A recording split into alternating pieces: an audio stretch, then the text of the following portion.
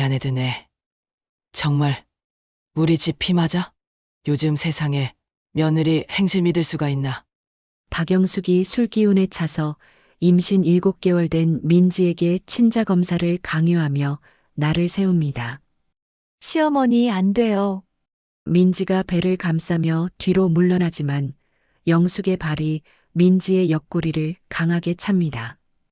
민지는 하는 비명과 함께 바닥에 쓰러지고 다리 사이로 피가 흘러나오기 시작합니다. 뭐가 문제야? 확실히 하자는데. 애가 괜찮으면 우리 피 줄이고 문제 생기면 원래 우리 애가 아닌 거 아니야? 여러분의 작은 손길이 큰 힘이 됩니다. 사연 시작 전에 무료로 누를 수 있는 구독과 좋아요 먼저 부탁드려요. 알림 설정도 하시면 새로운 이야기와 감동을 누구보다 빨리 만나실 수 있습니다. 서울 외곽의 낡은 단독주택, 작은 마당에는 가을 국화가 소담스럽게 피어 있습니다. 이른 아침부터 부엌에서 바쁘게 움직이는 윤정이의 모습이 보입니다. 55의 나이에도 불구하고 여전히 단단해 보이는 그녀의 손놀림은 능숙했습니다. 도마 위에서 칼질하는 소리가 규칙적으로 들려옵니다. 민지가 좋아하던 멸치볶음이었지. 정희는 혼잣말을 하며 멸치를 골라냅니다. 딸을 위해 반찬을 준비하는 일은 이미 오랜 습관이 되었습니다. 결혼한 딸이지만 여전히 엄마 손길이 그리울 거라는 생각에 주말마다 이렇게 반찬을 싸서 찾아갑니다. 정희는 잠시 손을 멈추고 창밖을 바라봅니다. 저 멀리 아파트 단지들이 줄지어 서 있고 그 어딘가에서 임신 7개월 된 딸 민지가 살고 있습니다. 평생 홀로 키워낸 딸이 이제는 누군가의 아내가 되어 새 생명을 품고 있다는 사실이 때로는 믿기지 않습니다. 냉장고 문을 열어 하나하나 재료를 꺼내며 정희는 과거를 떠올립니다. 민지가 5살 때였습니다. 남편이 갑작스레 교통사고로 세상을 떠나고 졸지의 홀어머니가 된 정희는 절망의 나락으로 떨어졌습니다. 장례식장에서 오열하는 정희를 바라보던 어린 민지가 다가와 작은 손으로 엄마의 눈물을 닦아주던 그 순간을 잊을 수 없습니다. 엄마, 울지 마요. 민지가 있잖아요. 그때 민지가 했던 말이 정희에게는 평생의 힘이 되었습니다. 남편이 남겨준 작은 보험금과 퇴직금으로 이 집을 샀고, 낮에는 식당에서 일하고 밤에는 청소를 하며 딸 하나 키우기 위해 온 힘을 다했습니다. 손이 거칠어지고 허리가 아파와도 민지만 보면 모든 피로가 사라졌습니다. 정희는 가스레인지에 불을 켜고 팬에 기름을 두릅니다. 지글지글 소리가 나며 기름이 달궈지자 준비해둔 멸치를 넣습니다. 고소한 냄새가 부엌 안을 가득 채웁니다.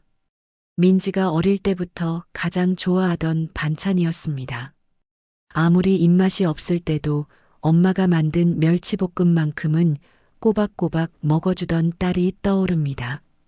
민지는 정말 착한 아이였습니다. 친구들이 학원에 갈 때도 혼자서 공부했고 새 옷을 사달라고 조르지도 않았습니다. 오히려 엄마가 늦게 들어오면 라면이라도 끓여놓고 기다리는 철든 아이였습니다.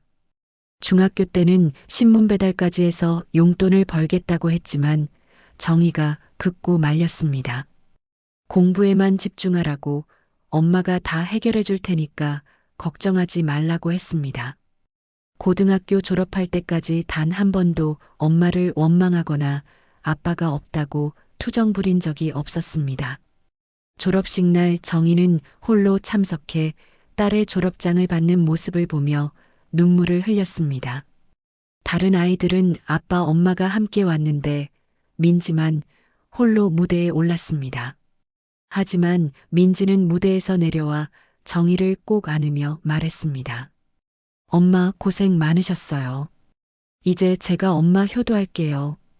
대학교도 장학금을 받아가며 다녔고 방학 때마다 아르바이트를 해서 생활비를 벌었습니다. 정희가 아프다고 하면 수업을 빼먹고라도 달려와 간병을 했습니다. 졸업 후에는 작은 회사지만 안정적인 직장을 구했고 매달 용돈을 정희에게 드렸습니다. 그리고 3년 전 회사 선배였던 성우를 만나 연애를 시작했습니다. 성우는 정희가 보기에도 괜찮은 남자였습니다. 민지를 진심으로 아끼는 것이 눈에 보였고 정희에게도 항상 정중하게 인사를 했습니다. 처음 인사를 나누던 날 성우는 정희에게 깊숙이 절을 하며 말했습니다. 어머니, 민지 씨를 소중히 여기겠습니다. 그 모습을 보며 정희는 마음이 놓였습니다. 이 남자라면 민지를 행복하게 해줄 수 있을 거라고 생각했습니다. 결혼식 날 정희는 민지의 드레스 자락을 정리해주며 말했습니다. 우리 민지야, 이제는 정말 행복하게만 살거라. 민지는 눈물을 글썽이며 고개를 끄덕였습니다. 그때만 해도 정희는 딸의 앞날이 탄탄대로일 거라고 믿어 의심치 않았습니다. 평생 고생만 했던 딸이 이제는 사랑하는 남편과 함께 행복한 가정을 꾸리리라 기대했습니다. 하지만 결혼 후 1년이 지나면서 민지의 표정에서 서서히 그늘이 들이기 시작했습니다. 시어머니 박영숙의 간섭이 점점 심해졌기 때문입니다. 민지가 요리하는 방식부터 시작해서 집안 정리, 심지어는 옷차림까지 하나하나 지적했습니다. 처음에는 시어머니가 며느리를 챙기는 마음이려니 했지만 시간이 갈수록 도가 넘어서고 있었습니다. 시어머니가 좀 까다로우시긴 한데요. 며칠 전 민지가 조심스럽게 털어놓은 말이 계속 마음에 걸립니다. 박영숙은 마흔에 늦둥이 아들을 낳아 끔찍하게 아끼는 것으로 유명했습니다. 아들에게는 한없이 관대하면서도 며느리에게만큼은 매서운 잣대를 들이댔습니다. 성우가 조금이라도 불편해하면 모든 책임을 며느리에게 돌렸습니다. 특히 민지가 임신 소식을 알린 후부터는 더욱 심해졌습니다. 태교 음식부터 시작해서 산부인과 선택, 아기용품 준비까지 모든 것에 개입했습니다. 민지가 조금이라도 다른 의견을 내면 애 엄마가 되려면 정신 차려야 한다며 핀잔을 줬습니다. 심지어는 우리 집안 아기를 제대로 못 낳을까봐 걱정된다는 말까지 서슴없이 했습니다. 정희는 가스레인지 앞에서 김치찌개를 끓이며 깊은 한숨을 내쉽니다. 딸이 행복하기만 하면 자신은 어떤 고생도 감수할 수 있습니다. 평생 그렇게 살아왔고 앞으로도 그럴 것입니다. 하지만 민지만큼은 자신처럼 외롭고 힘든 길을 걷지 않기를 간절히 바랐는데 왜 또다시 이런 시련이 찾아온 것일까요? 정희는 손목에 찬 낡은 시계를 바라봅니다. 남편이 결혼 기념일에 선물해준 시계입니다. 바늘이 십시를 가리키고 있습니다. 민지에게 전화를 걸어 오늘 방문한다고 미리 알려야겠습니다. 민지야, 엄마야. 오늘 반찬 좀 가져갈게. 네, 엄마. 고마워요. 전화기 너머 민지의 목소리는 여전히 힘이 없어 보입니다. 정희는 가슴 한편이 먹먹해집니다. 내 딸만큼은 나처럼 외롭고 힘들게 살지 않게 하려고 했는데 왜 또 이 지긋지긋한 시집살이로 눈물을 흘려야 하는 거니? 정희는 보온밥통에 밥을 담고 여러 개의 반찬통을 꼼꼼히 챙깁니다. 김치찌개, 멸치볶음, 시금치나물, 계란말이까지 민지가 좋아하던 음식들로 가득 찬 가방을 메고 집을 나섭니다. 버스 정류장으로 향하는 발걸음이 무겁습니다. 오늘도 딸을 향한 엄마의 마음은 변함없이 무겁고도 간절합니다. 민지의 시댁은 신축 아파트 15층에 자리하고 있었습니다. 정희가 엘리베이터에서 내려 현관 앞에 서자 안에서 들리는 소리가 심상치 않았습니다. 누군가 큰 소리로 꾸짖는 목소리와 함께 그릇 깨지는 소리가 들려왔습니다. 정희는 가슴이 두근거리며 초인종을 눌렀습니다. 잠시 후 민지가 문을 열었는데 얼굴이 창백하고 눈이 빨갛게 부어 있었습니다. 더욱 충격적인 것은 딸의 왼쪽 눈가에 희미하게 멍자국이 남아있다는 사실이었습니다. 민지야, 이게 뭐야? 아, 이거요? 어제 문에 부딪혔어요. 괜찮아요, 엄마. 민지는 서둘러 앞머리로 멍자국을 가리려 했지만 정희의 예리한 눈을 속일 수는 없었습니다. 정희는 가져온 반찬들을 들고 안으로 들어갔습니다. 거실에는 시어머니 박영숙이 소파에 비스듬히 기대어 앉아 있었습니다. 68세의 나이답지 않게 매서운 눈빛을 가진 여자였습니다. 정희가 정중하게 인사를 건넸지만 영숙은 고개도 돌리지 않은 채 왔네라는 무뚝뚝한 대답만 돌아왔습니다. 어머니, 반찬 좀 만들어 왔어요. 정희가 부엌으로 향하자 영숙이 뒤에서 말했습니다. 반찬은 뭘? 며느리가 해야 할 일을 친정에서 왜 해줘요? 그러니까 우리 며느리가 게을러지지. 정희는 순간 기분이 상했지만 꾹 참았습니다. 민지를 위해서라도 시어머니와 사이가 나빠져서는 안 되었기 때문입니다. 부엌에서 민지는 무거운 몸을 이끌고 설거지를 하고 있었습니다. 임신 7개월인데도 집안일을 혼자 다 하고 있는 모습이 안타까웠습니다. 민지야, 몸이 힘들 텐데 왜 이런 일까지 다 해? 괜찮아요, 엄마. 시어머니가 며느리는 마지막까지 일해야 한다고 하세요. 민지의 목소리에는 깊은 피로가 묻어 있었습니다. 정희는 딸의 손을 잡고 자세히 살펴봤습니다. 손등에 작은 상처들이 여러 개 있었고 손목에는 빨간 자국이 남아 있었습니다. 민지야, 이 자국들은 뭐야? 아무것도 아니에요. 그냥 일하다가 생긴 거예요. 민지는 소매로 손목을 가리며 얼버무렸습니다. 하지만 정희는 이상함을 느꼈습니다. 딸의 표정, 멍자국, 그리고 이 상처들까지 뭔가 심각한 일이 벌어지고 있다는 직감이 들었습니다. 그때 거실에서 영숙의 목소리가 크게 울려왔습니다. 민지야, 여기 와서 과일 좀 깎아. 손님도 왔는데 언제까지 부엌에서 그러고 있을 거야?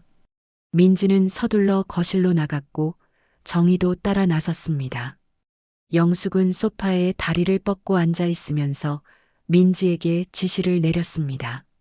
사과는 너무 얇게 깎지 마. 껍질도 제대로 못 깎으면서 뭘 하겠다고 그래. 그리고 배도 같이 깎고 물도 새로 가져와. 민지는 무거운 몸을 이끌고 부엌과 거실을 오가며 영숙이 시키는 일을 했습니다. 정희는 보다 못해 일어났습니다. 제가 도와드릴게요. 됐어요, 엄마. 제가 할게요. 민지가 만류했지만 정희는 이미 민지 옆에 앉아 과일을 깎고 있었습니다. 그러자 영숙이 날카로운 목소리로 말했습니다. 며느리 일을 왜 친정 어머니가 하십니까? 우리 며느리가 그것도 못해서 어떻게 애를 키우겠어요. 임신 중이니까 좀 도와드리는 거죠. 정희가 조심스럽게 대답했지만 영숙의 표정은 더욱 험악해졌습니다. 임신했다고 놀고 먹어야 해요? 우리 시대에는 배 불뚝이고도 농사일 다 했는데 요즘 며느리들은 정말 버릇이 없어요. 영숙은 계속해서 민지를 향해 독설을 퍼부었습니다. 민지는 고개를 숙인 채 계속 과일만 깎고 있었는데 정희는 딸의 어깨가 떨리는 것을 느꼈습니다. 시어머니가 말하면 고분고분 들어야 하는데 맨날 딴소리만 하고 친정에서 어떻게 키웠는지 뻔하네. 이 말에 정희는 더 이상 참을 수 없었습니다. 영숙 씨, 그런 말씀은 친정 어머니가 왜 나서요? 가만히 계세요. 영숙이 정희를 매섭게 노려봤습니다. 그때 현관문이 열리며 성우가 퇴근했습니다. 어머니, 처제 어머니도 오셨네요. 성우는 정희에게 정중하게 인사를 했습니다. 35세의 성우는 평소에는 온화해 보이는 남자였지만 어머니 앞에서는 언제나 위축되어 보였습니다. 성호야, 와서 앉아. 엄마가 할 말이 있어. 영숙이 아들을 불러 세우자 성호는 소파에 앉았습니다. 정희와 민지도 긴장한 채 바라봤습니다. 영숙은 잠시 성호를 바라보더니 갑자기 심각한 표정을 지었습니다. 성호야, 엄마가 요즘 많이 생각해봤는데 말이야. 영숙은 민지를 흘끔 쳐다보더니 충격적인 말을 꺼냈습니다. 배 안에 든 애가 정말 우리 집 핏줄이 맞는지 확인해 봐야겠어. 순간 거실이 조용해졌습니다. 정희와 민지는 멍해졌고 성호도 당황한 표정을 지었습니다. 어머니, 무슨 말씀이세요? 무슨 말이긴. 친자 검사 하자는 얘기야. 요즘 세상의 며느리 행실을 어떻게 믿어? 영숙의 목소리는 점점 커졌습니다. 민지가 얼굴이 하얗게 질리며 떨기 시작했습니다. 특히 민지는 결혼 전에도 직장 생활했잖아. 남자들이 얼마나 많았겠어. 누구 애인지 어떻게 알아? 정희는 더 이상 참을 수 없었습니다. 영숙 씨, 지금 무슨 말씀을 하시는 겁니까? 우리 민지가 그런 아이가 아니에요. 친정어머니는 조용히 계세요. 우리 가족 일이에요. 영숙은 정희를 매섭게 째려보더니 다시 성호를 향해 말했습니다. 친자 검사해봐. 그래야 내가 마음 놓고 손자를 볼 수 있겠어. 민지는 눈물을 흘리며 일어났습니다. 목소리가 떨렸습니다. 시어머니, 저는 그런 사람이 아니에요. 어떻게 그런 말씀을 하실 수 있어요? 뭐가 문제야? 떳떳하면 검사 받으면 되잖아. 왜 그렇게 싫어하는데? 영숙의 목소리는 더욱 날카로워졌습니다. 그때 정희는 영숙에게서 술 냄새가 나는 것을 알아챘습니다. 낮부터 술을 마신 모양이었습니다. 성호는 당황한 채 아내와 어머니를 번갈아 바라봤습니다. 어머니, 그런 말씀은 너무 하시는 거 아니에요? 민지를 믿어주셔야죠. 너는 입 다물어. 남자가 뭘 알아. 여자끼리 일에 끼어들지 마. 영숙이 아들에게 소리를 지르자 성호는 움츠러들었습니다. 그때 영숙이 갑자기 일어서서 민지에게 다가갔습니다. 이 계집애가 감히 시어머니한테 대드는 거야? 친자 검사 싫으면 이 집에서 당장 나가. 영숙은 민지의 어깨를 세게 밀쳤습니다. 민지는 비틀거렸고 정희가 재빨리 딸을 붙잡았습니다. 영숙 씨, 정신 차리세요. 임신한 며느리한테 왜 이러세요? 내 집에서 배 불뚝이고 얹혀 사는 주제에 생이기만 해. 확실히 하자는데 뭐가 문제야? 영숙은 점점 흥분하며 소리를 질렀습니다. 그리고 순간 믿을 수 없는 일이 벌어졌습니다. 영숙이 민지의 배를 향해 발을 올렸습니다. 시어머니, 안 돼요. 민지는 본능적으로 배를 감싸며 뒤로 물러났지만 영숙의 발이 민지의 옆구리를 강하게 찼습니다. 임신 7개월 된 민지는 하는 비명과 함께 바닥에 쓰러졌습니다. 민지야. 정희는 딸에게 달려갔습니다. 민지는 배를 움켜쥐며 신음했습니다. 얼굴이 새하얗게 질려 있었습니다. 성호도 뒤늦게 아내에게 달려왔습니다. 민지야, 괜찮아? 대답해봐. 하지만 민지의 의식이 점점 흐려지고 있었습니다. 정희는 딸의 이름을 부르며 흔들었지만 반응이 약해졌습니다. 그때 민지의 다리 사이로 붉은 피가 흘러나오기 시작했습니다. 피가 나고 있어요. 빨리 병원으로 가야 해요. 정희가 절규했지만 성호는 얼어붙은 채 제대로 행동하지 못했습니다. 오히려 영숙은 뻔뻔하게 말했습니다. 뭐가 문제야? 확실히 하자는데. 애가 괜찮으면 우리 핏줄이고 문제 생기면 원래 우리 애가 아닌 거잖아. 정희는 분노로 온몸이 떨렸지만 지금은 싸울 때가 아니었습니다.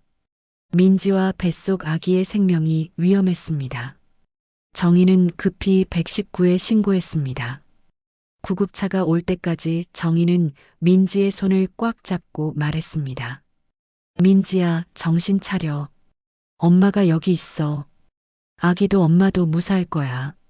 곧 구급차가 도착했고 민지는 들것에 실려 병원으로 향했습니다. 정희도 구급차에 동승했습니다. 뒤에서 성우가 따라오려 했지만 정희는 차가운 시선으로 그를 바라봤습니다. 지금 이 순간 정희의 마음속에는 딸과 손주를 지켜야 한다는 의지만이 불타고 있었습니다. 응급실 복도에서 정희는 초조하게 기다리고 있었습니다. 민지가 응급실로 들어간 지 벌써 2시간이 넘었는데도 아무런 소식이 없었습니다.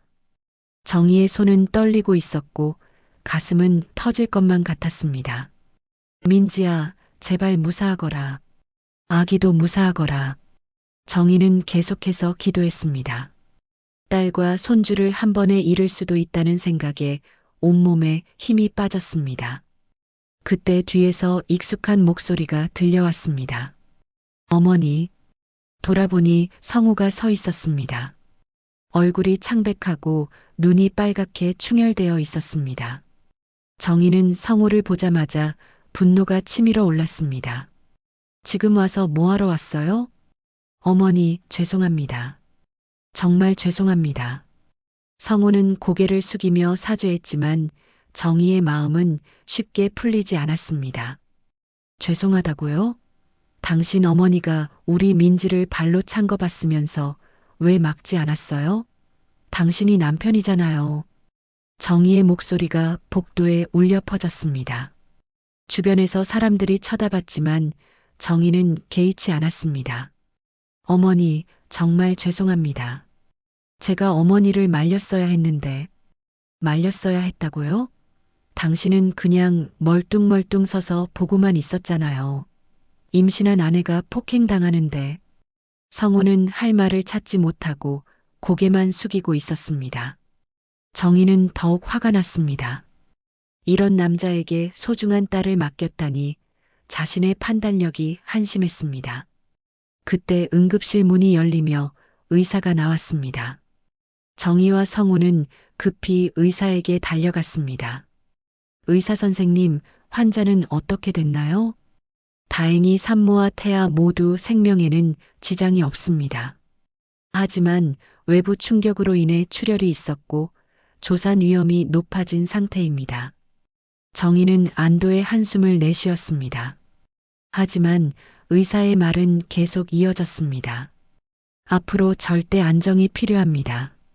스트레스나 충격을 받으면 언제든 조산할 수 있는 상황입니다. 가족들이 특별히 신경 써주셔야 합니다. 네, 알겠습니다.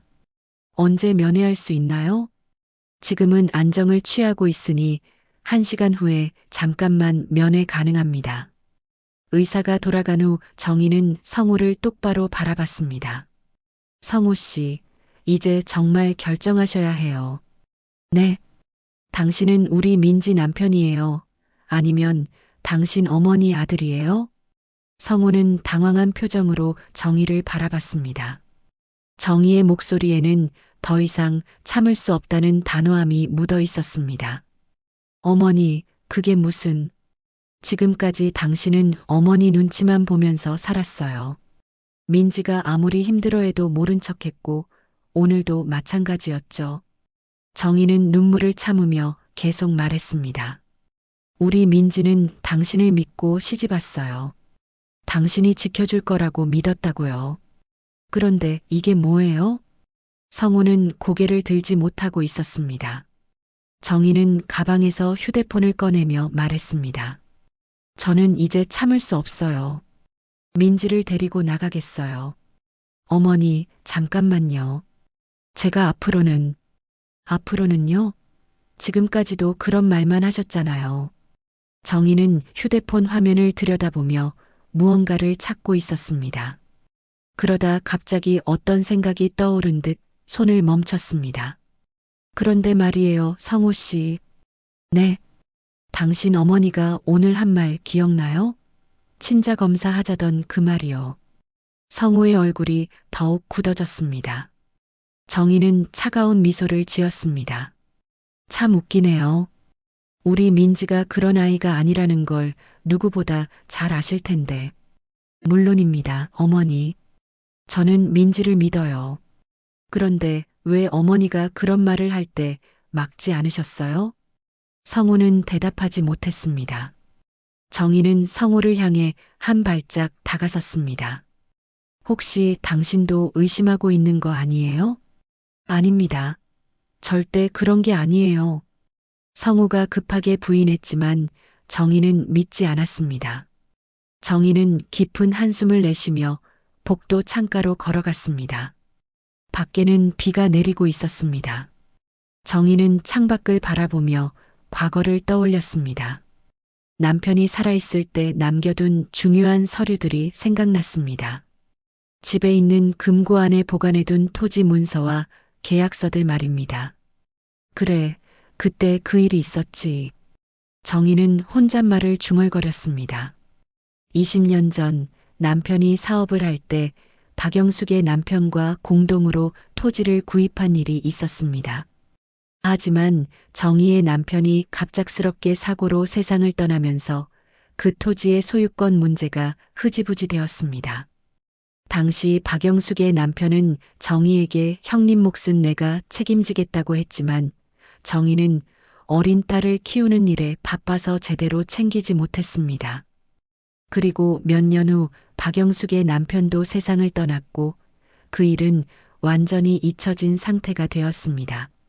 하지만 지금 생각해보니 그 토지가 상당한 가치가 있을 것 같았습니다. 그 근처가 모두 재개발 지역으로 지정되었다는 소식을 들었기 때문입니다. 내가 그렇게 나온다면 내가 가진 모든 걸 걸고라도 무너뜨려 주겠다. 정희는 마음속으로 다짐했습니다. 더 이상 당하고만 살 수는 없었습니다.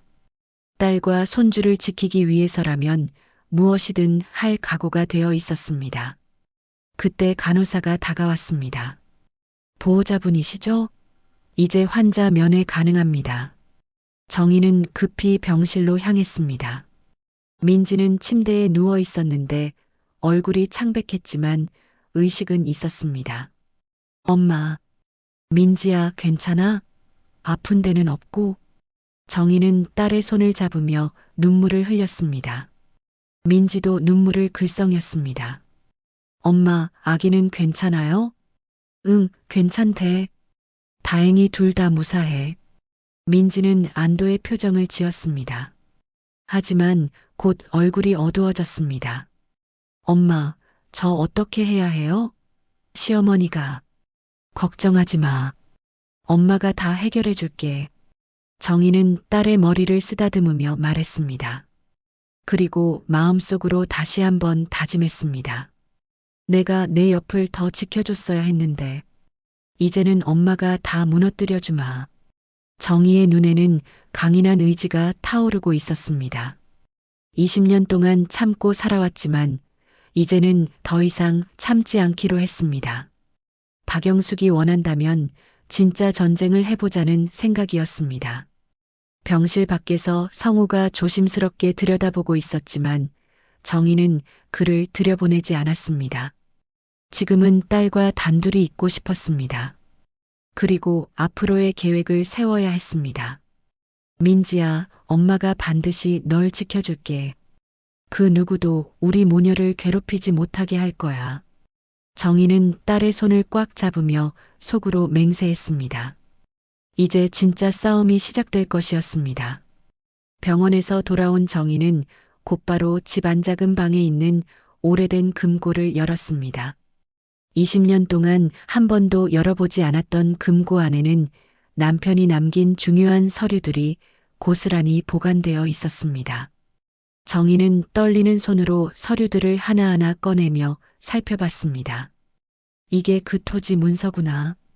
정희는 노란빛이 도는 오래된 계약서를 발견했습니다. 1998년에 작성된 토지 공동 구매 계약서였습니다. 남편 윤철수와 박영숙의 남편 박기태가 공동으로 서울 외곽의 토지 5,000평을 구입한 계약서였습니다. 각자 50%씩 지분을 갖기로 한 명확한 계약이었습니다. 더 중요한 것은 그 아래에 있던 차용증이었습니다. 박기태가 윤철수에게 토지 구입 자금 3억 원을 빌린다는 내용의 차용증이었습니다. 남편의 친필 서명과 박기태의 서명, 그리고 인감까지 찍혀 있는 정식 문서였습니다. 이자는 연 10%로 계산하기로 되어 있었고 3년 후 일시 상환한다는 조건이 명시되어 있었습니다. 이게 있었구나.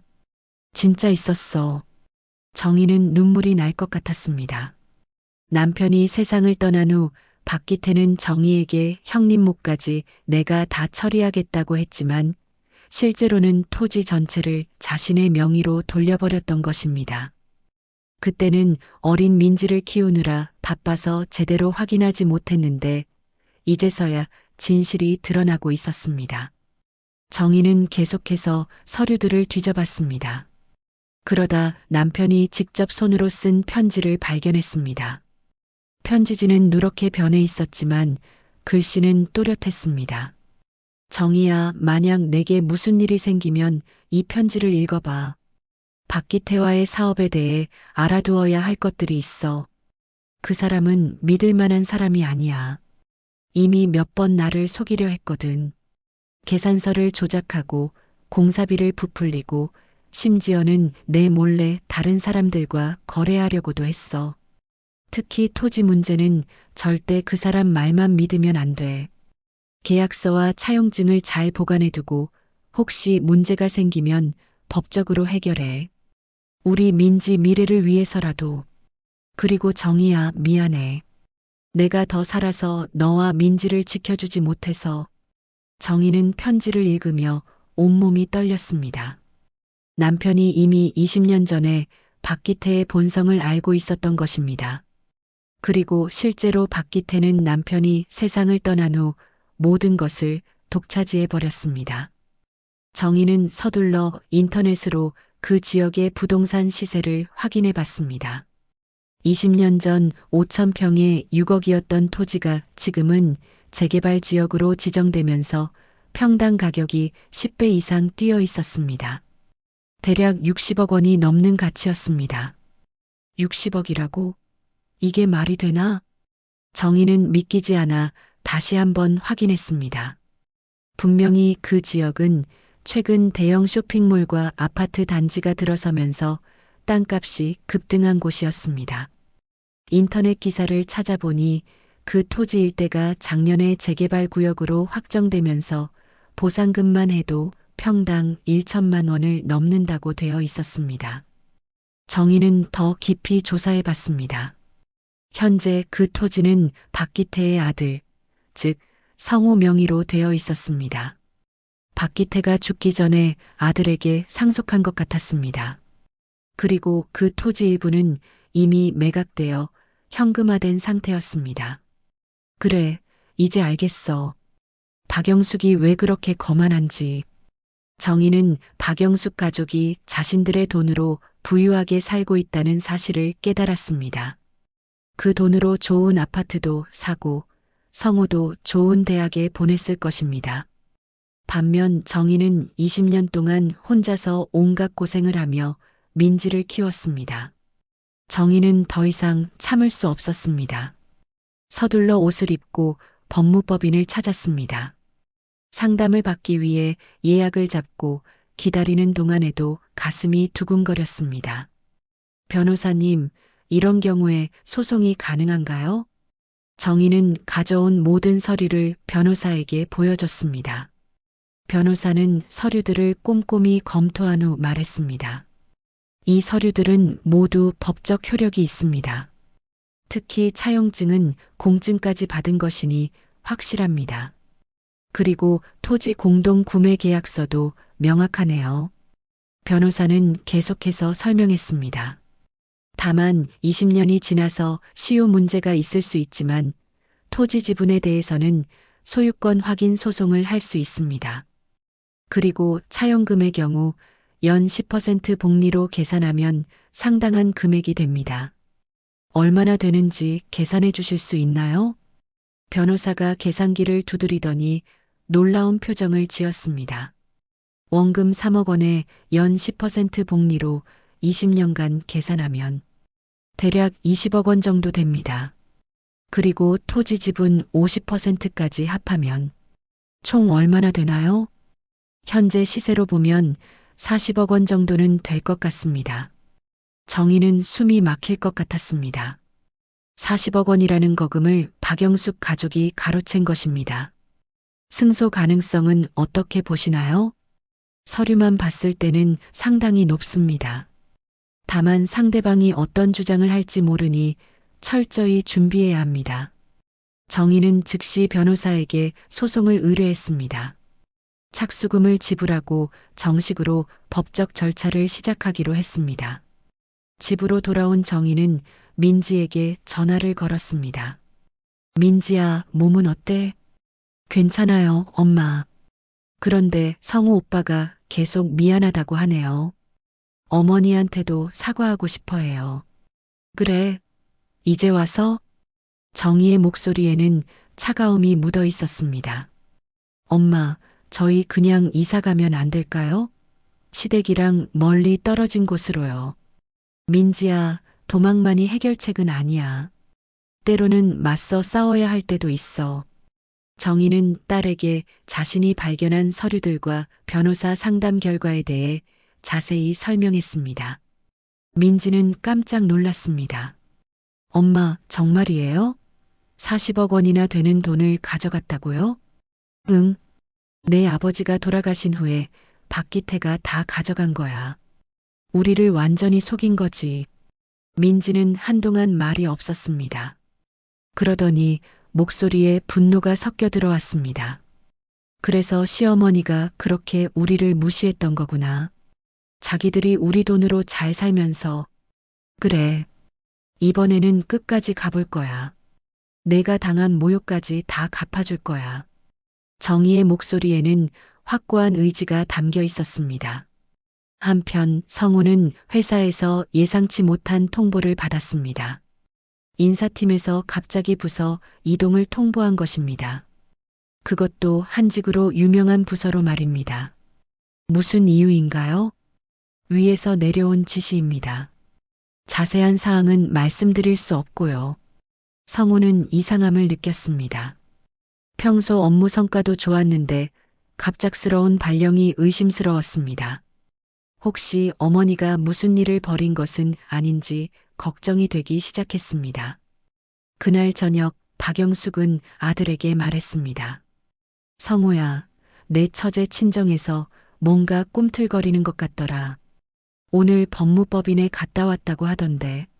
네, 어떻게 그걸 아세요? 내가 사람을 시켜서 지켜보게 했어.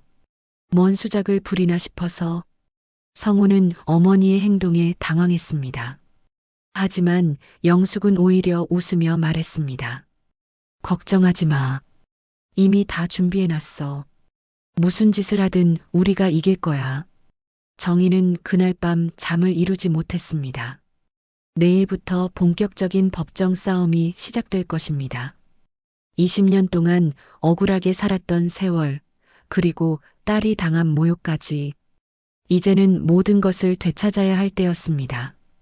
토지 반환 소송이 시작된 지 일주일 후 박영숙은 예상치 못한 반격을 시작했습니다. 우선 성우의 회사에 압력을 넣어 성우를 한직으로 좌천시켰고 이제는 민지를 직접 겨냥하기 시작했습니다. 민지가 태어난 후 시댁 근처 아파트에서 조용히 지내고 있던 어느 날 오후 박영숙이 갑자기 집으로 찾아왔습니다. 민지는 임신 8개월에 접어들어 배가 더욱 불러 움직이기 힘든 상황에서도 정중하게 시어머니를 맞았습니다. 시어머니, 어서 들어오세요. 하지만 영숙의 표정은 평소보다 더욱 차갑고 험악했습니다. 거실에 들어선 영숙은 민지가 준비한 차도 마시지 않고 바로 본론을 꺼냈습니다. 민지야, 앉아. 민지는 소파에 조심스럽게 앉았습니다. 영숙은 민지를 똑바로 바라보며 날카로운 목소리로 말했습니다. 내 친정어머니가 우리한테 소송을 걸었다며? 민지는 순간 말문이 막혔습니다. 어머니의 법적 대응에 대해 알고는 있었지만 시어머니가 이렇게 직접적으로 나올 줄은 몰랐습니다. 그게, 시어머니, 그게 뭐야? 대답을 똑바로 해. 영숙의 목소리가 점점 커졌습니다. 민지는 가슴이 두근거리며 조심스럽게 대답했습니다. 저도 자세한 건 잘 모르겠어요. 엄마가 옛날 일로 뭔가 문제가 있다고 하시던데. 옛날 일? 그게 20년도 더 된 일이야. 지금 와서 무슨 소용이 있다고. 영숙은 화를 내며 일어서서 민지 앞으로 다가왔습니다. 민지는 본능적으로 배를 감싸며 뒤로 물러섰습니다. 시어머니, 저는 정말 모르는 일이에요. 그리고 저는 임신 중이라. 임신 중이라고? 그래, 임신 중이니까 더 조심해야지. 영숙의 말투에서 위협적인 분위기가 느껴졌습니다. 민지는 점점 불안해지기 시작했습니다. 시어머니, 무슨 뜻이세요? 뜻이 뭐겠어? 내가 친정어머니한테 말해. 소송 취하하라고. 안 그러면. 영숙은 잠시 말을 멈추더니 더욱 위협적인 표정을 지었습니다. 안 그러면 뭐요? 민지가 떨리는 목소리로 물었을 때 영숙은 무서운 미소를 지으며 말했습니다. 친자검사 안 하면 내 남편 회사에서 잘리게 만들겠어.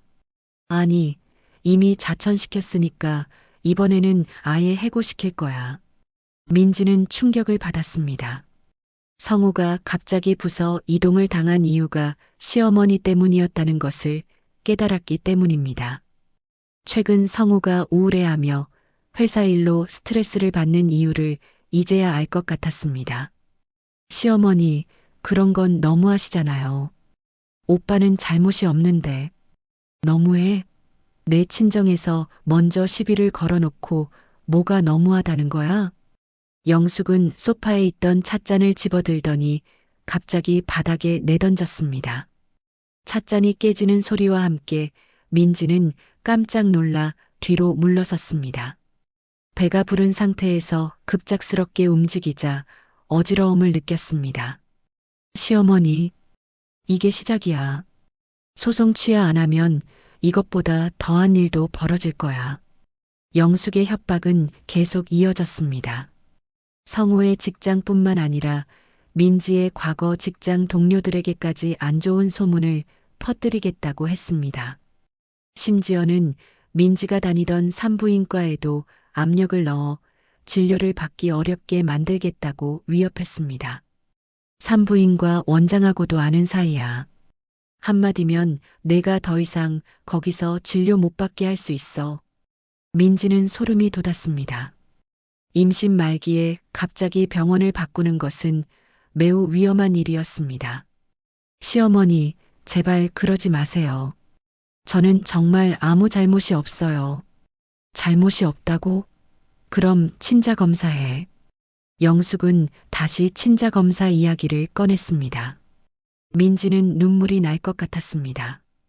시어머니, 저는 그런 사람이 아니에요. 왜 자꾸 그런 말씀을 하세요?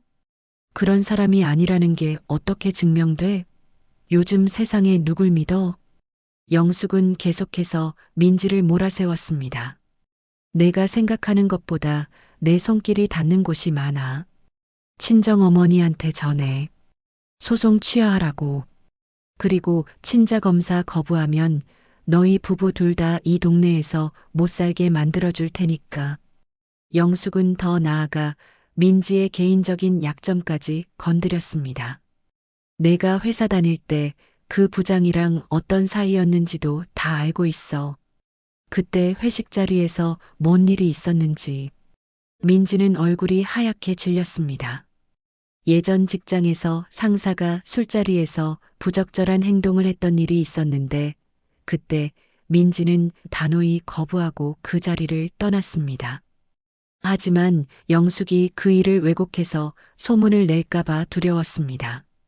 그런 일은 없었어요. 없었다고? 그럼 왜 그 회사를 갑자기 그만뒀어? 분명히 뭔가 있었을 거야. 영숙은 민지의 과거를 들춰내며 계속 압박했습니다. 민지는 점점 숨이 막혀왔습니다. 시어머니, 제발 그만해 주세요. 그만하고 싶으면 친정 어머니한테 말해. 소송 취하하고 친자 검사 받으라고. 영숙이 떠난 후 민지는 바닥에 주저앉아 울음을 터뜨렸습니다. 임신으로 예민해진 상태에서 이런 극심한 스트레스까지 받으니 견디기 힘들었습니다. 배가 자꾸 아프고 어지러웠습니다. 깨진 찻잔 조각들이 바닥에 흩어져 있는 것을 보며 민지는 자신의 처지가 그 조각들과 다르지 않다고 느꼈습니다. 그때 성우가 퇴근했습니다. 평소보다 훨씬 일찍 들어온 성우의 표정도 어두워 보였습니다. 회사에서 또 무슨 일이 있었는지 지친 기색이 역력했습니다. 민지야, 무슨 일이야? 왜 울고 있어? 그리고 이 찻잔은? 오빠, 시어머니가 오셔서. 민지는 시어머니가 했던 말들을 성우에게 그대로 전했습니다. 협박의 내용, 친자 검사 강요, 그리고 과거 직장일까지 모든 것을 말했습니다. 성우의 얼굴은 점점 굳어졌습니다. 어머니가 그런 말씀을 하셨다고? 응. 그리고 오빠 회사 일도 시어머니가 한 거라고 하시던데 정말이야? 성우는 한동안 대답하지 못했습니다. 실제로 회사에서 갑작스러운 인사 발령을 받았을 때부터 뭔가 이상하다고 생각했었습니다. 평소 업무 성과도 좋았는데 갑자기 한직으로 보내진 것이 의심스러웠습니다. 민지야, 미안해. 내가 제대로 막지 못해서. 오빠, 우리 어떻게 해야 해? 엄마가 소송을 취하해야 하는 건가? 민지의 목소리에는 절망감이 묻어 있었습니다. 하지만 성우는 고개를 저었습니다. 아니야. 어머니가 그런 식으로 나오시는 게 더 이상해. 뭔가 숨기고 계신 것 같아. 그때 민지가 갑자기 배를 움켜쥐며 신음했습니다. 아, 오빠 배가 너무 아파. 아기가. 민지야, 괜찮아? 성우가 급히 민지를 부축했지만 민지의 얼굴은 새하얗게 질려 있었습니다. 그리고 다시 다리 사이로 피가 흐르기 시작했습니다. 또 피가 나고 있어. 병원으로 가야 해. 성우는 급히 119에 신고했습니다. 구급차가 도착할 때까지 민지는 계속 신음하며 배를 움켜쥐고 있었습니다. 스트레스와 충격으로 인한 조산 증상이었습니다. 민지야, 힘내. 병원 가면 괜찮을 거야. 하지만 민지의 상태는 점점 나빠지고 있었습니다. 얼굴이 창백해지고 식은땀이 계속 흘렀습니다. 병원에 도착한 후 의사는 심각한 표정으로 말했습니다. 환자분이 극심한 스트레스를 받으신 것 같습니다. 조산 위험이 매우 높아진 상태예요. 지금 당장 응급수술을 해야 할 수도 있습니다. 성우는 청천벽력 같은 소식에 멍해졌습니다. 그리고 곧바로 정희에게 전화를 걸었습니다. 어머니, 민지가 또 응급실에 실려왔어요. 정희는 놀라며 물었습니다. 뭐라고? 왜? 무슨 일이야? 시어머니가 민지한테 와서 협박을 했어요. 소송 취하하라고 하면서 온갖 위협을 다했어요. 정희는 분노로 온몸이 떨렸습니다. 전화기를 쥔 손에 힘이 들어갔습니다. 그 여자가 뭐라고 했다고? 성우는 어머니가 민지에게 했던 모든 말들을 정희에게 전했습니다. 친자검사 강요, 직장해고, 위협, 과거 일 들춰내기까지 모든 것을 말했습니다. 정희는 듣고 있던 중에 더 이상 참을 수 없어 전화를 끊고 곧바로 병원으로 달려갔습니다. 택시 안에서도 주먹을 꽉 쥐고 있었습니다. 병원에 도착한 정희는 수술실 앞에서 기다리고 있는 성우를 발견했습니다. 민지는 어떻게 됐어요? 지금 응급수술 중이에요. 조산할 가능성이 높다고 했어요. 정희는 수술실 문을 바라보며 주먹을 꽉 쥐었습니다. 박영숙이 이번에는 정말로 선을 넘었습니다. 임신한 며느리를 협박해서 조산 위험까지 만든 것입니다. 내 딸, 내 손주. 모두 잃을 수는 없어. 정희의 목소리는 떨리고 있었지만 그 안에는 강한 의지가 담겨 있었습니다. 수술실의 빨간 불을 바라보며 정희는 다시 한번 다짐했습니다. 박영숙을 반드시 무너뜨리겠다고 말입니다. 수술실 앞에서 3시간을 기다린 끝에 의사가 나왔습니다. 정희와 성우는 급히 의사에게 달려갔습니다. 의사 선생님, 환자는 어떻게 됐나요? 다행히 조사는 막았습니다.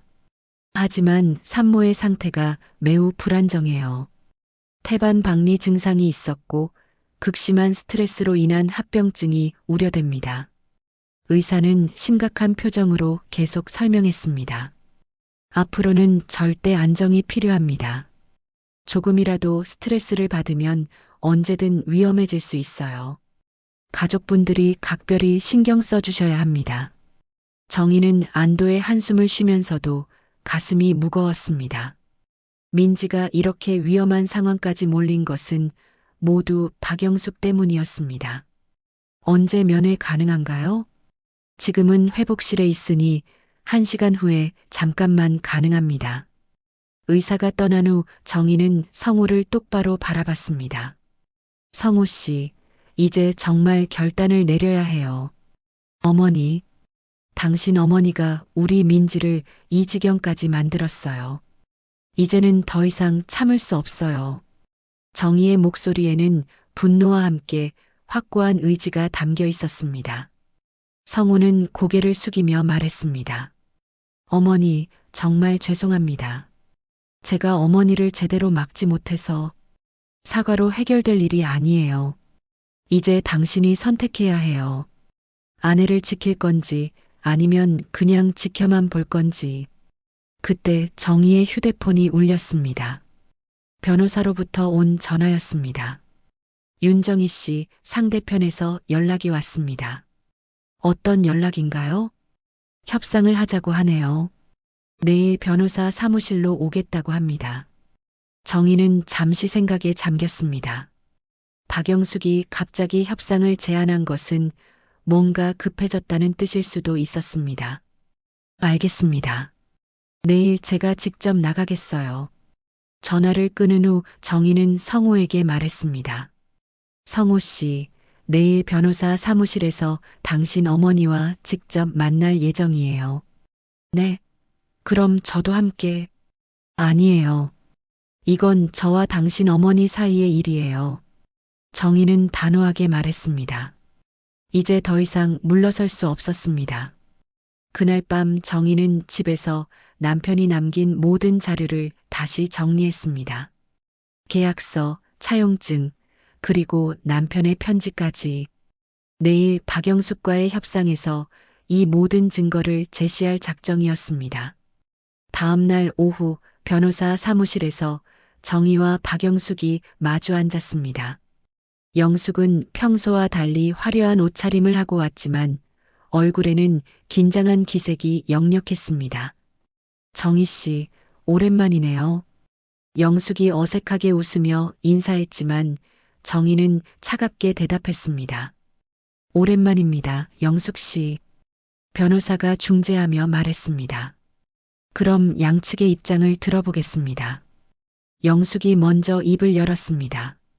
정희 씨, 20년이나 지난 일을 왜 지금 와서 문제 삼는 겁니까? 우리 남편들이 다 죽고 없는데. 바로 그래서 더 문제죠. 영숙 씨 남편이 우리 남편한테 빌린 돈, 그리고 공동으로 산 토지 지분을 다 가져가지 않았나요? 정희는 준비해온 서류들을 테이블 위에 펼쳐놓았습니다. 이게 뭡니까?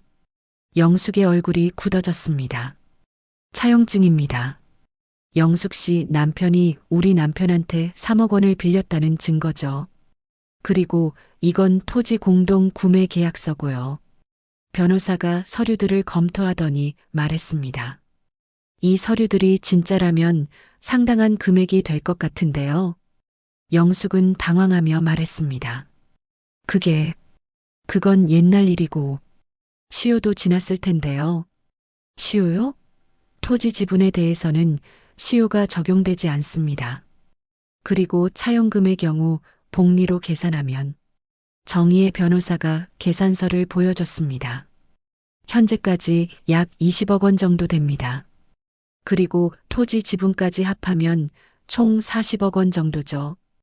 영숙은 얼굴이 새하얗게 질렸습니다. 40억 원이라고요?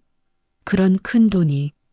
영숙 씨도 알고 계시겠지만 그 토지는 작년에 재개발 구역으로 지정됐어요. 지금 시가가 얼마인지 모르시나 봐요? 정희는 차분하게 말했습니다. 그렇다고 해도 증거가 확실하지 않잖아요. 영숙이 억지로 부인하려 했지만 정희는 남편의 편지를 꺼냈습니다. 이건 우리 남편이 직접 쓴 편지예요. 영숙 씨 남편이 어떤 사람이었는지, 어떻게 속이려 했는지 다 적혀 있어요. 편지의 내용을 듣고 있던 영숙은 점점 초조해 보였습니다. 정희 씨, 그래서 어떻게 하자는 겁니까? 간단해요. 빌린 돈이랑 토지 지분을 돌려주세요. 그러면 소송을 취하겠어요. 그런 큰 돈을 당장 어떻게 마련합니까? 그건 영숙 씨가 알아서 하실 일이죠. 20년 동안 우리 돈으로 잘 사셨으니까. 그때 영숙이 갑자기 다른 이야기를 꺼냈습니다. 그런데 정희 씨, 민지 얘기 좀 해보죠. 민지가 왜요? 친자 검사 말이에요. 그것만 해주시면 다른 건 협상할 수 있어요. 정희는 분노가 치밀어 올랐습니다. 지금까지도 그 소리예요? 우리 민지가 그런 아이가 아니라는 걸 왜 모르세요? 요즘 세상에 누굴 믿어요? 확실히 하는 게 좋잖아요. 영숙 씨, 그런 말 하지 마세요. 민지는 어제도 병원에 실려갔어요. 영숙 씨가 협박했기 때문에 말이에요. 변호사가 중재하며 말했습니다. 협상의 핵심은 금전적인 부분인 것 같은데 다른 조건들은 별도로 논의하시죠. 하지만 영숙은 고집을 부렸습니다. 친자 검사 안 하면 협상 없어요. 이건 우리 가족의 명예가 걸린 문제예요. 정희는 더 이상 참을 수 없었습니다. 명예요? 임신한 며느리한테 폭력을 휘두르고 협박하는 게 명예예요? 그건 영숙 씨, 이제 정말 끝장을 보죠. 협상은 여기까지예요. 정희는 자리에서 일어났습니다. 변호사님, 소송 그대로 진행하세요. 더 이상 협상할 게 없어요. 영숙이 급하게 말했습니다. 정희 씨, 잠깐만요. 다시 생각해 보세요. 다시 생각할 게 뭐가 있어요? 영숙 씨가 우리 돈 40억 원을 돌려주시면 끝나는 일이에요. 그런 큰 돈을 당장 어떻게 해? 그건 영숙 씨 문제죠. 법정에서 보죠. 정희는 변호사 사무실을 나오며 마음을 다잡았습니다. 이제 진짜 법정 싸움이 시작될 것입니다. 하지만 정희에게는 확실한 증거가 있었습니다. 그날 저녁 정희는 병원에 입원한 민지를 찾아갔습니다. 민지는 많이 회복된 상태였지만 여전히 얼굴이 창백했습니다. 엄마, 시어머니랑 만나셨다면서요? 응. 하지만 협상은 결렬됐어. 끝까지 가야겠다. 엄마, 괜찮으실까요? 걱정하지 마. 엄마가 반드시 이기고 말 거야. 정희는 딸의 손을 꼭 잡으며 다짐했습니다. 이제 박영숙과의 최후 승부가 남아 있었습니다. 협상이 결렬된 지 한 달 후 드디어 법정에서 첫 번째 변론이 시작되었습니다. 정희는 검은색 정장을 입고 법정에 들어섰습니다. 건너편에는 박영숙이 자신의 변호사와 함께 앉아 있었습니다. 영숙의 얼굴에는 여전히 오만한 표정이 남아 있었지만 예전만큼 여유로워 보이지는 않았습니다. 재판장이 입장하자 법정이 조용해졌습니다. 정희는 가슴이 두근거리는 것을 느꼈지만 마음을 다잡았습니다. 오늘이 20년 동안의 억울함을 풀 수 있는 날이었습니다. 토지 소유권 확인 및 차용금 반환 청구 소송을 시작하겠습니다. 재판장이 사건을 호명하자 정희의 변호사가 먼저 입장을 밝혔습니다. 재판장님, 이 사건은 20년 전 고인이 된 두 남성 사이의 사업 관계에서 비롯된 것입니다. 피고 측이 불법적으로 점유하고 있는 토지의 소유권과 차용금 반환을 요구하는 사안입니다. 정의의 변호사는 차근차근 사건의 개요를 설명했습니다. 1998년 윤철수와 박기태가 공동으로 토지를 구매했고 박기태가 윤철수에게 3억 원을 차용했다는 내용이었습니다. 다음은 핵심 증거들을 제출하겠습니다. 변호사는 토지 공동구매 계약서를 먼저 제시했습니다. 이 계약서에 따르면 두 사람은 각각 50%씩 지분을 갖기로 명시되어 있습니다. 그런데 윤철수 씨가 사망한 후 박기태 씨가 전체 토지를 자신의 명의로 이전했습니다. 재판장이 서류를 검토하며 물었습니다. 이 계약서의 진위성은 확인되었나요? 네, 당시 공증사무소의 기록도 확인했습니다. 모든 절차가 적법하게 이루어진 정식 계약서입니다. 이어서 차용증이 제시되었습니다. 그리고 이것이 박기태 씨가 윤철수 씨에게 3억 원을 빌렸다는 차용증입니다. 연 10% 이자로 3년 후 상환하기로 되어 있었지만 상환되지 않았습니다. 재판장이 차용증을 자세히 살펴보며 말했습니다. 필적 감정은 했나요? 네, 전문 감정기관에서 확인받았습니다. 박기태 씨의 필적이 확실합니다. 그때 피고 측 변호사가 일어섰습니다. 재판장님, 이 사건은 시효가 완성된 사안입니다. 20년이 넘게 지난 차용금에 대해 지금 와서 청구하는 것은 부당합니다. 하지만 정의의 변호사가 반박했습니다. 토지 소유권에 관해서는 시효 취득의 요건이 충족되지 않았습니다. 선해, 평온, 공연한 점유가 아니었기 때문입니다. 재판은 계속 이어졌습니다. 영숙 측 변호사는 여러 반박 논리를 제시했지만 정의 측이 제시하는 증거들은 너무나 명확했습니다. 가장 결정적인 순간이 왔습니다. 정의의 변호사가 남편의 편지를 증거로 제시한 것입니다. 이것은 고인 윤철수 씨가 생전에 직접 작성한 편지입니다. 박기태 씨의 배신적 행위들이 구체적으로 기록되어 있습니다. 편지의 내용이 법정에서 낭독되자 영숙의 얼굴이 창백해졌습니다. 박기태는 계산서를 조작하고 공사비를 부풀렸으며 심지어는 내 몰래 다른 사람들과 거래하려고 했다. 그는 믿을 만한 사람이 아니다. 재판장이 영숙을 바라보며 물었습니다. 피고 측에서 이에 대한 해명이 있나요? 영숙의 변호사는 당황한 기색을 감추지 못했습니다. 그것은 일방적인 주장일 뿐입니다. 고인의 개인적인 감정이 섞인, 하지만 구체적인 사실들이 기재되어 있습니다. 이를 반박할 증거가 있나요? 피고 측 변호사는 대답하지 못했습니다. 이어서 정의가 직접 증언대에 섰습니다. 재판장님, 저는 20년 동안 혼자서 딸을 키우며 살아왔습니다. 남편이 남긴 재산이 있었다면 그렇게 고생하지 않았을 것입니다. 정의의 목소리는 떨렸지만 또렷했습니다. 박기태 씨는 남편 장례식에서 제게 약속했습니다. 형님 몫까지 내가 책임지겠다고요. 하지만 실제로는 모든 걸 가져가 버렸습니다. 재판장이 물었습니다. 그때 왜 바로 문제를 제기하지 않으셨나요? 5살 딸을 혼자 키우며 생계를 유지하기에도 벅찼습니다. 그리고 무엇보다 그분을 믿었습니다. 남편의 사업 파트너였고 가족 같은 사이라고 생각했거든요. 정의는 계속해서 말했습니다. 하지만 피고는 우리 가족을 계속 괴롭혔습니다. 제 딸이 결혼해서 손자를 낳을 때까지도 모욕을 주고 심지어는 임신한 며느리에게 폭력까지 행사했습니다. 이때 영숙이 갑자기 소리쳤습니다. 그건 거짓말이에요. 저는 그런 짓 안 했어요. 재판장이 질서를 잡으며 말했습니다. 피고는 조용히 하십시오. 증언이 끝난 후 반박 기회를 드리겠습니다.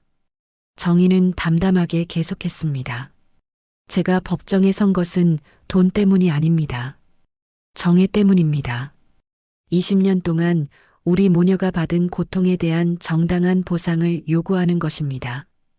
정희의 증언이 끝나자 이번에는 영숙이 증언대에 섰습니다. 재판장님, 저는 억울합니다. 20년도 더 지난 일을 왜 지금 와서. 하지만 영숙의 증언은 일관성이 없었습니다. 때로는 기억이 나지 않는다고 했다가 때로는 상황을 다르게 설명했습니다. 피고는 차용증의 존재를 알고 있었나요? 그런 건 처음 봅니다. 하지만 남편분께서 생전에 언급하지 않으셨나요? 기억이 잘 나지 않습니다. 영숙의 증언은 설득력이 부족했습니다. 더욱이 민지에 대한 폭행과 협박에 대해서는 완전히 부인했지만 병원 기록과 증인들의 진술이 이를 뒷받침하고 있었습니다. 마지막으로 성우가 증인으로 나섰습니다. 그는 떨리는 목소리로 말했습니다. 재판장님, 저는 어머니의 행동이 잘못되었다고 생각합니다. 법정이 술렁였습니다. 영숙은 믿을 수 없다는 표정으로 아들을 바라봤습니다. 어머니는 제 아내를 계속 괴롭히셨고 임신 중인데도 폭력을 행사하셨습니다. 그리고 친자 검사를 강요하시며 우리 가족을 위협하셨습니다. 성우야, 너 뭐 하는 거야? 영숙이 소리쳤지만 재판장이 정숙을 요구했습니다. 성우는 계속해서 말했습니다. 저는 더 이상 어머니의 잘못된 행동을 방조할 수 없습니다. 제가 아내와 아이를 지켜야 합니다. 모든 증언과 변론이 끝난 후 재판장이 말했습니다. 충분히 검토한 후 판결하겠습니다. 다음 주 같은 시간에 선고하겠습니다. 법정을 나오며 정희는 한 가지 확신했습니다. 이번에는 정의가 승리할 것이라고 말입니다. 영숙은 변호사와 급히 상의하며 나갔지만 그의 표정에는 패배감이 역력했습니다. 일주일 후 선고일, 정희는 민지와 성우와 함께 법정에 앉아 있었습니다. 드디어 20년 동안의 싸움이 끝나는 순간이었습니다. 주문을 선고하겠습니다. 재판장의 목소리가 법정에 울려 퍼졌습니다. 정희는 숨을 멈추고 그 순간을 기다렸습니다. 주문을 선고하겠습니다. 재판장의 엄숙한 목소리가 법정에 울려 퍼졌습니다. 정희는 숨을 멈추고 그 순간을 기다렸습니다. 20년 동안의 억울함이 해결되는 역사적인 순간이었습니다. 피고 박영숙은 원고 윤정희에게 토지 지분 50%에 해당하는 30억 원과 차용금 원리금 18억 원, 총 48억 원을 지급하라. 법정이 순간 조용해졌다가 웅성거림이 시작되었습니다. 정희는 믿기지 않는다는 표정으로 재판장을 바라봤습니다. 또한 피고의 불법 행위로 인한 정신적 피해에 대해 위자료 2억 원을 추가로 지급하라. 총 50억 원이라는 거액의 승소 판결이었습니다. 정희는 눈물이 쏟아지는 것을 참을 수 없었습니다. 옆에 앉은 민지도 어머니의 손을 꽉 잡으며 함께 울었습니다. 반면 박영숙은 얼굴이 새하얗게 질린 채 자리에서 일어나지도 못하고 있었습니다. 50억 원이라는 거액은 영숙 가족에게는 감당하기 힘든 금액이었습니다. 이 여인은 내 딸을 짓밟고 우리 가족의 삶을 송두리째 빼앗으려 했습니다. 하지만 이제 진실이 밝혀졌습니다. 정희는 마음속으로 남편에게 말했습니다. 20년 만에 드디어 정의가 승리한 순간이었습니다. 법정을 나오며 박영숙은 정의에게 다가왔습니다. 평소의 오만한 모습은 온데간데 없고 초라한 모습이었습니다. 정희 씨, 제발 항소하지 마세요. 그 돈을 당장 어떻게 마련합니까? 그건 영숙 씨가 알아서 하실 일이죠. 20년 동안 우리 돈으로 호의호식하셨으니까요. 정희의 목소리는 차갑고 단호했습니다. 제발 조금이라도 봐주세요. 우리도 살아야 해요. 봐달라고요? 영숙 씨가 우리 민지한테 했던 짓을 생각해 보세요. 임신한 며느리를 발로 차고 협박했던 그때는 왜 안 생각하셨어요? 영숙은 더 이상 할 말이 없었습니다. 자신이 저지른 일들이 모두 부메랑이 되어 돌아온 것이었습니다. 영숙 씨, 이제 진짜 끝이에요.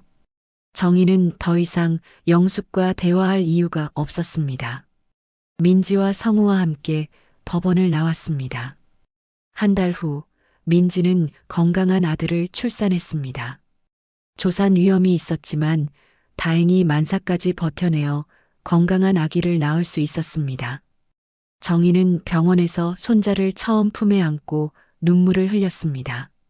우리 손자야, 할머니가 지켜낸 세상에 온 걸 환영한다. 아기는 정희의 품에서 평화롭게 잠들어 있었습니다.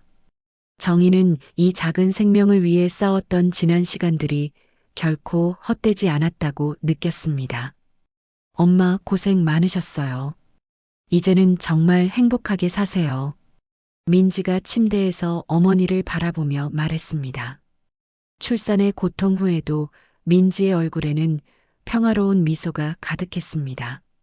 우리 민지야, 엄마가 늦었지만 결국 지켜냈어. 성우도 아내와 아이 곁에서 미안하다는 말을 계속 반복했습니다. 어머니, 제가 정말 부족했습니다. 앞으로는 제가 민지와 아이를 지키겠습니다. 이제라도 정신 차렸으니 다행이에요. 앞으로는 정말 가족을 지키세요. 정희는 성우에게 따뜻하지만 단호하게 말했습니다. 판결 이후 박영숙 가족의 삶은 완전히 뒤바뀌었습니다. 50억 원이라는 거액을 지급하기 위해 영숙은 자신이 살던 아파트를 매각해야 했습니다. 그동안 호의호식하며 살던 생활은 끝이 났습니다. 영숙은 작은 원룸으로 이사를 가야 했고 남은 돈으로는 생계를 유지하기도 빠듯했습니다. 무엇보다 힘든 것은 동네 사람들의 시선이었습니다.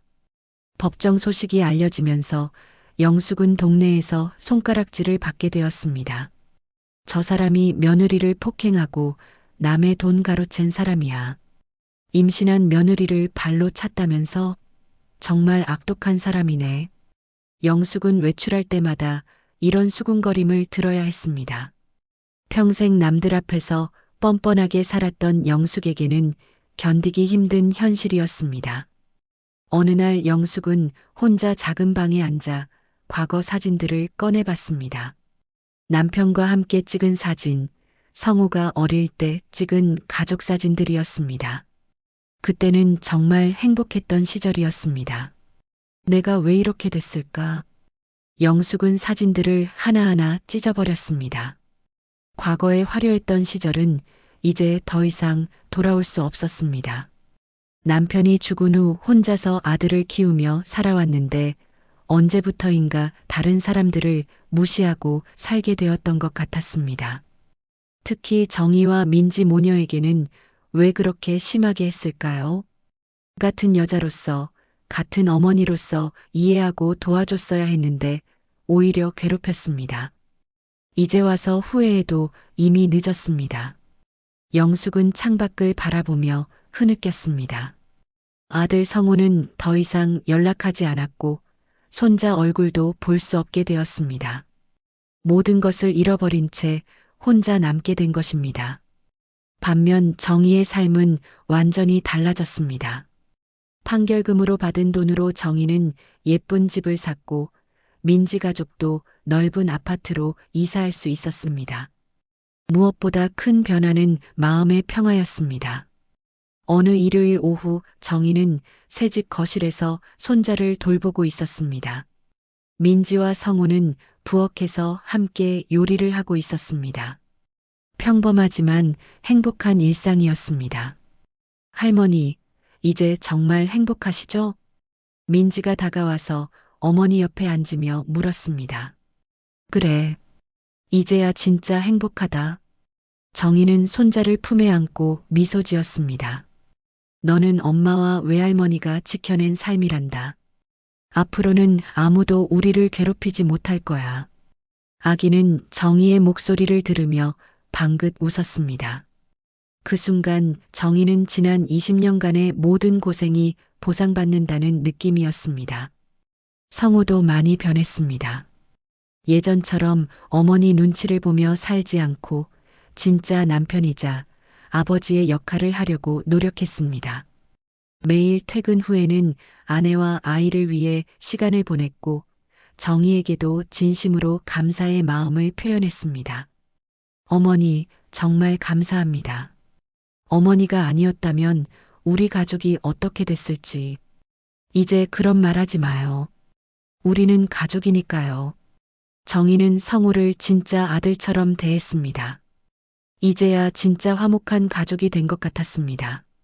저녁 무렵 따뜻한 햇살이 거실로 스며들었습니다. 정희는 창가에 서서 밖을 바라봤습니다. 저 멀리 산들이 보이고 하늘에는 구름이 예쁘게 흘러가고 있었습니다. 정희는 하늘을 바라보며 남편에게 말했습니다. 여보, 우리 이겼어. 드디어 정희가 승리했어. 우리 민지도 행복하고 손자도 건강하게 태어났어. 이제는 정말 마음 놓고 살 수 있을 것 같아. 햇살이 정희의 얼굴을 따뜻하게 비춰주었습니다. 20년 만에 찾아온 진짜 평화였습니다. 정희와 민지 그리고 새로 태어난 아기는 이제 누구의 방해도 받지 않고 행복하게 살 수 있게 되었습니다. 그날 밤 정희는 오랜만에 깊은 잠에 들었습니다. 더 이상 걱정할 일도 싸울 일도 없는 평온한 밤이었습니다. 오늘의 사연 마음에 와닿으셨나요? 다음 이야기가 궁금하시다면 지금 바로 무료 구독 버튼과 알림 설정을 눌러주세요. 좋아요와 댓글로 함께 해주시면 더 감동적인 이야기로 찾아오겠습니다. 여러분의 응원이 큰 힘이 됩니다. 감사합니다.